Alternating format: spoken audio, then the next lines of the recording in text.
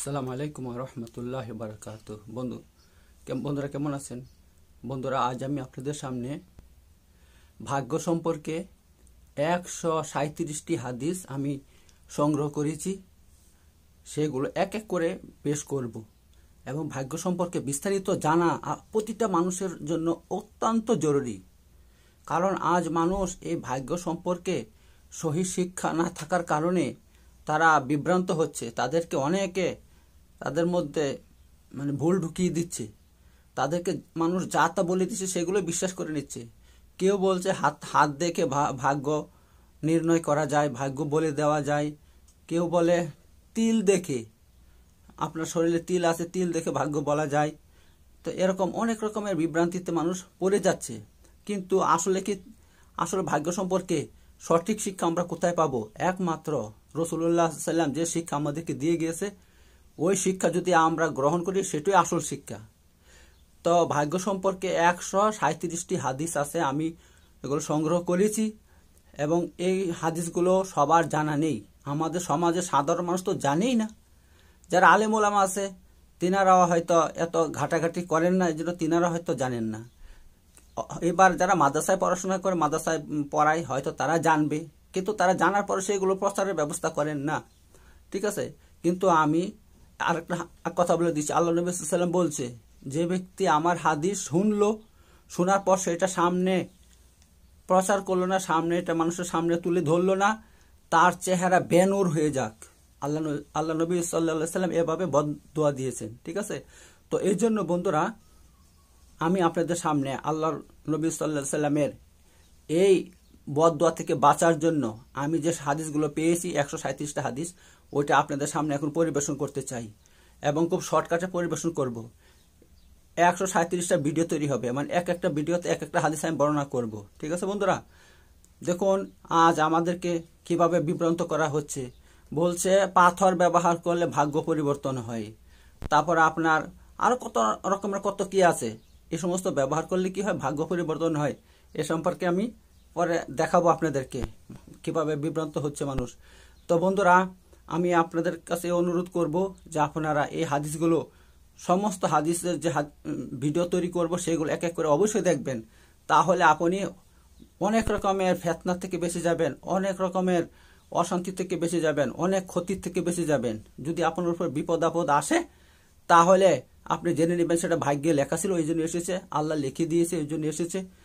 ফলে আপনি ওই বিপদ আপদ আসার পর আপনি আর এত নার্ভাস হবেন না, এত ক্লান্ত হবেন না, এত অশান্তি অনুভব করবেন না। তো বন্ধু, চলুন কথা না বাড়িয়ে আজ আমি আপনাদের সামনে একটা হাদিস পরিবেশন করি। 1 নম্বর হাদিস।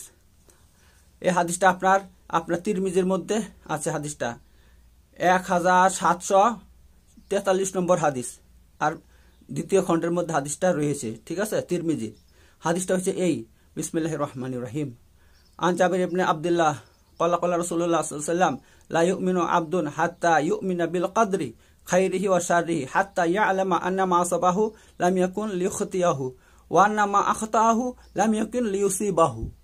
আচ্ছা, হাদিসটা হচ্ছে এই, হযরত জাবির বিন আব্দুল্লাহ রাদিয়াল্লাহু তাআলা আনহু বর্ণনা করছেন যে রাসূলুল্লাহ সাল্লাল্লাহু আলাইহি ওয়াসাল্লাম বলছেন, কি বলছেন, যে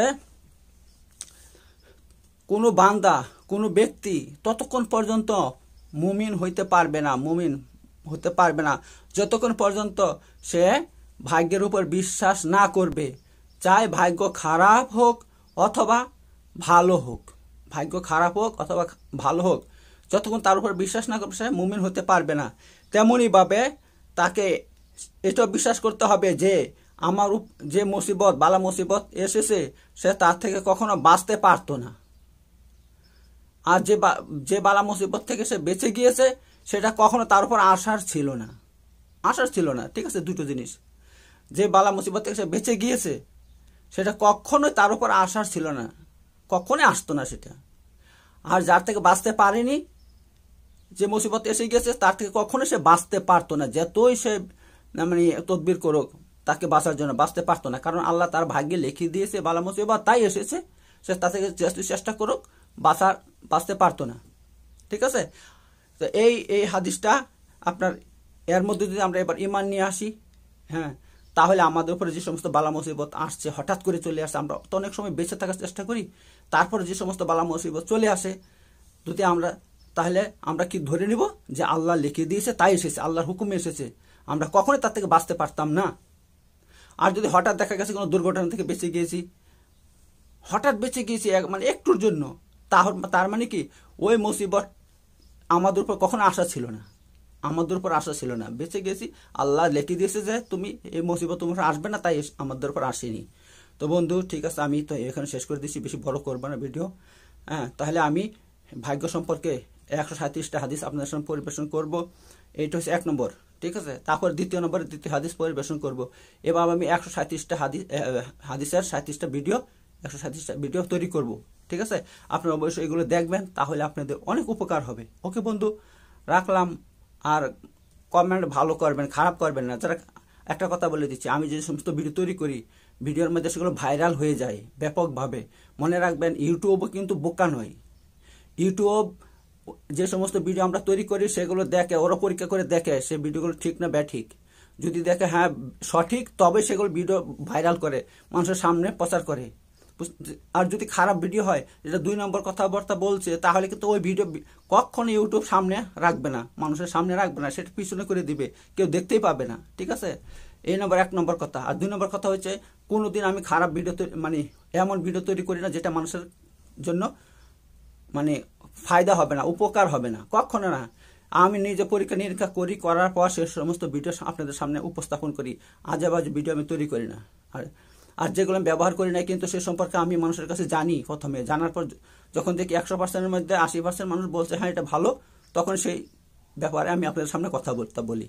এই জন্য খারাপ কমেন্ট করবেন না। খারাপ কমেন্ট করার অর্থই হচ্ছে আপনি একটা খারাপ মানুষ, আপনার চরিত্র যে খারাপ, আপনি খারাপ ব্যক্তি, সেটা আপনি সবার সামনে রাখছেন, ঠিক আছে। এই যে আমি একটা ভিডিও তৈরি করছি আপনার 2টি জিনিস ব্যবহার করে, মানে তারপর বুঝতে পারছেন কি বলছি। তো ও প্রায় আপনার 95,000 লোক দেখছে ভিডিওটা, তার মধ্যে মাত্র 3টা মানুষ খারাপ কমেন্ট করেছে, বাজে কমেন্ট করেছে। কিন্তু যারা করেছে তারা একদম খারাপ মানুষ, সমাজে তাদেরকে লিবে না। আর যারা এরকম ভাষা প্রয়োগ করে তারা হচ্ছে মুনাফিক। তারা মুসলমানের খাতায়, তাদের হয়তো মুসলমানের নাম থাকতে পারে, কিন্তু আল্লাহর খাতায় তাদের মুসলমান নয়, তারা একদম মুনাফিক। আর মুনাফিক একটা পাক্কা জাহান্নামী, তারা জাহান্নামের আগুনে জ্বলবে সারা জীবন। তো খারাপ ভাষা প্রয়োগ করা, খারাপ কমেন্ট করা মুসলমানের কাজ নয়, এটা বলে দিচ্ছি। এবার অন্য কেউ করতে পারে,